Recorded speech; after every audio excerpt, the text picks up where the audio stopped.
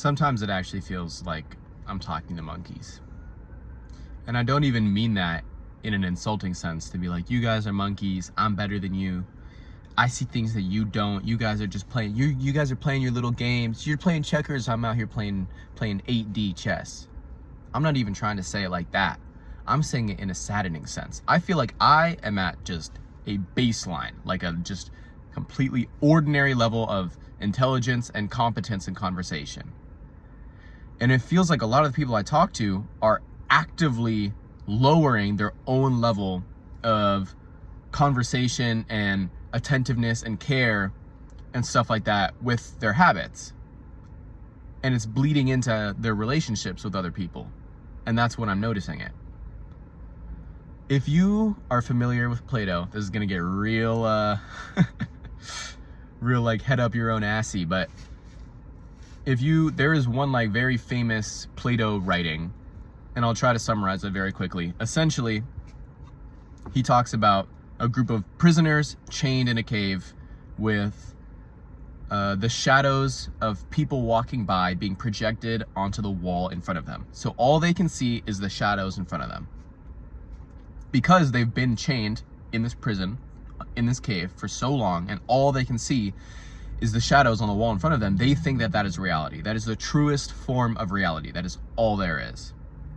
But then, if one of the prisoners gets freed and they see that it's really just a projection of a shadow and there is a higher degree of reality, I don't know if I'm explaining this well, but essentially, the people that are casting the shadows are more real than the shadows. The shadows, they are real, obviously, but that's not the realest thing. The realest thing are the people walking by. And then if you took that same prisoner and took him out of the cave and into the sunlight, he would realize that all of that isn't really real. That's not really real either. Everything else outside, that is reality. That is life. He now can look back and realize, oh, I was worried about small fry. I was worried about the shadows. That's so inconsequential. Then I was worried about the people in the cave. That's so inconsequential because this is so vast. This is way bigger than I could ever even imagine. But if he goes back into that same cave with those prisoners who have never been freed, he will be looked at as lower. So Plato also says, if you were in that cave, if you were one of those prisoners, your social status would be determined by how well you can evaluate the shadows. You would go, oh, that shadow is from a man. That shadow is from a woman. That shadow is from a short person. That shadow is from a bull. That shadow is from a yak. Stuff like that. But if you've been outside the cave, you know that those shadow games don't matter. They are completely inconsequential. But if you come back into that cave, your whole social level is going to be determined by how well you can identify the shadows. Even though, in real talk, it doesn't matter. So with that being said, I feel like being outside the cave, and maybe I just think I'm outside the cave and I'll look back and be like, bro, I was in the cave, strapped down with chains, staring at the floor. I wasn't even looking at the shadows. Maybe I'll realize that in the future, but for now, I would like to believe I'm outside the cave, or at least looking at the people casting the shadows. And it feels like so many people around me literally are operating with goals about things that just don't matter, like follower count on Instagram. This is the epitome of being able to identify the shadows in the cave. This is the most inconsequential thing, and it will only matter to other people in the cave. As soon as you delete Instagram and you realize that it doesn't matter, trying to talk to somebody who really cares about that Instagram stuff is like, oh my God, do you ever shut up? Because it doesn't matter. It's hard, I find it difficult to talk to people about small fry stuff like that. It doesn't even matter. And I'm not even trying to sound like Brian Griffin from Family Guy, who literally all he wants to talk about is like, oh, deep poetry and artisan coffee and being a sommelier. It's completely fine to talk about stuff that doesn't really matter. That's completely fine. I will chop it up with my friends about like Charlie Kirk memes, bro. Because I'm gonna keep it a buck. They're kind of funny. It's fun to talk about that kind of stuff. But when really, like, deep down your goals, when you try to talk big and when you're talking big about Instagram followers or how many girls you hooked up with, this stuff does not matter. This stuff does not last. This is fleeting. And it feels like a lot of these people just have not spent the time with themselves to really, I feel like the way that you get out of this cave is you understand yourself. You understand yourself and what you want and how to get that.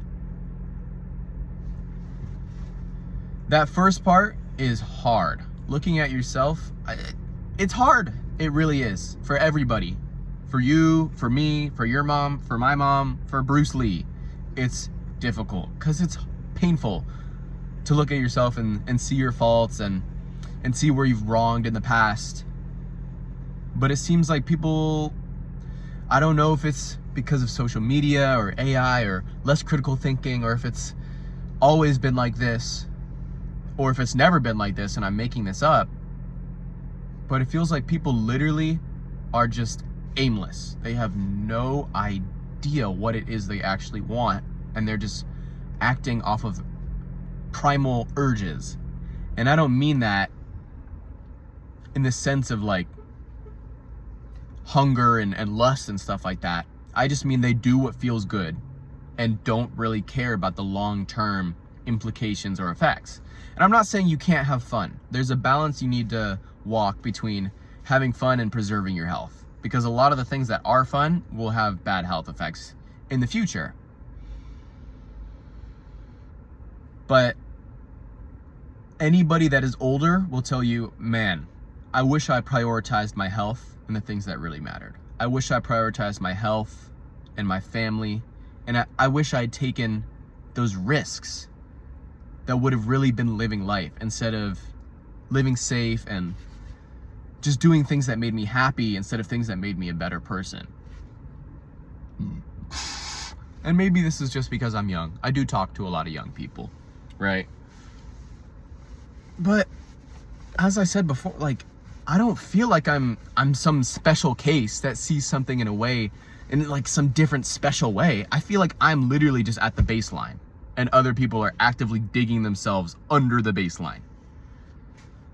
And I've only met maybe 2 or 3 people that seem to actually care long-term about building things, about having important hobbies, about having important people in their life, and about caring for things more than reputation and popularity and just short-term things that don't actually matter.